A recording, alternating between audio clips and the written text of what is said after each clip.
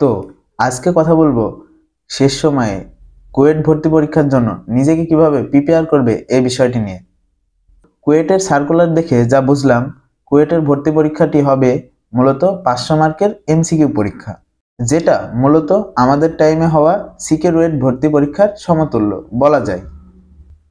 অর্থাৎ পিসিএম অর্থাৎ পদার্থবিজ্ঞান, রসায়ন ও উচ্চতর গণিতের ক্ষেত্রে প্রত্যেকটি এমসিকিউ এর মার্ক 6 মার্ক করে এবং 25টা করে মোট 75টা এমসিকিউ থাকবে পিসিএম এ। আর ইংলিশের ক্ষেত্রে 25টি এমসিকিউ থাকবে 2 মার্ক করে। তো শেষ সময়ে ভালোভাবে প্রিপারেশন নেওয়ার জন্য তোমরা একটি কাজ করতে পারো, তা হলো ভাইয়াদের ক্লাস ঠিকভাবে করবা। তারপরে কোশ্চেন ব্যাংকে দেখবা, বিশেষ করে সিকে রুয়েট কোশ্চেন ব্যাংকের লাস্টের দিকে দেখবা যে কুয়েট যখন আলাদা ভর্তি পরীক্ষা নিত না, ঠিক সেই টাইমে দেখবা যে কুয়েটের অনেক কোশ্চেন দেওয়া আছে, ওইগুলো আর কি ভালোভাবে সলভ করবা। যেহেতু এমসিকিউ গুলোর মার্ক 6 করে থাকবে, তাই এটি কোনো সাধারণ এমসিকিউ এর মতো হবে না, মূলত রিটেনকেই এমসিকিউ বানিয়ে আর কি কোশ্চেনটা করা হবে। তাই বুয়েট, রুয়েট এবং চুয়েটের রিটেনের জন্য যেভাবে প্রিপারেশন নেবা, ঠিক সেইভাবে কুয়েটের প্রিপারেশনটি নিবা।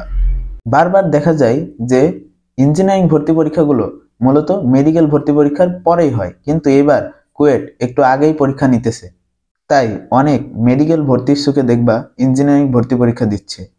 সো এটা নিয়ে প্যারা নেওয়ার কিছু নাই, ভালোভাবে প্রিপারেশন নাও যাতে করে তুমি কুয়েটে একটি সিট দখল করতে পারো। আর কাটমার্কের যে ব্যাপারটা রয়েছে সেটি হচ্ছে, ইঞ্জিনিয়ারিং ভর্তি পরীক্ষায় কখনো কাটমার্ক জানা যায় না, জাস্ট অনুমান করা যায় আর কি।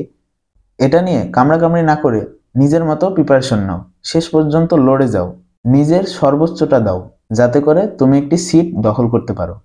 আর একটি অতি গুরুত্বপূর্ণ বিষয় কি জানো, যে প্রথম ভর্তি পরীক্ষা যদি ভালো হয় তো এটার প্রভাবে আর কি পরের পরীক্ষাগুলো ভালো হয়। আমার ক্ষেত্রে কি হয়েছিল, প্রথম পরীক্ষা ছিল এমআইএসটিতে, মানে ইঞ্জিনিয়ারিং ভর্তি পরীক্ষায় ছিল এমআইএসটিতে। সো ওইটাতে আমি মোটামুটি অনেক ভালোই অ্যাপ্রোচ দিছিলাম আর পরীক্ষাটাও অনেক ভালো হয়েছিল, যার কারণে পরের পরীক্ষাগুলোতেও আর কি কনফিডেন্টলি পরীক্ষা দিতে পারছি আর অনেক জায়গায় ক্র্যাক করছি আর কি। আর প্রথম পরীক্ষা যদি খারাপ হয় তাহলে ওটার রেশ আর কি অনেক থেকে যায়, যার কারণে পরের পরীক্ষাগুলো আর কি ভালো করা অনেক টাইমে আর কি সম্ভব হয় না। তারপরেও আর কি নিজের উপর বিশ্বাস রাখো আর প্রথম পরীক্ষাটা মোটামুটি ভালো করে দেওয়ার চেষ্টা করো।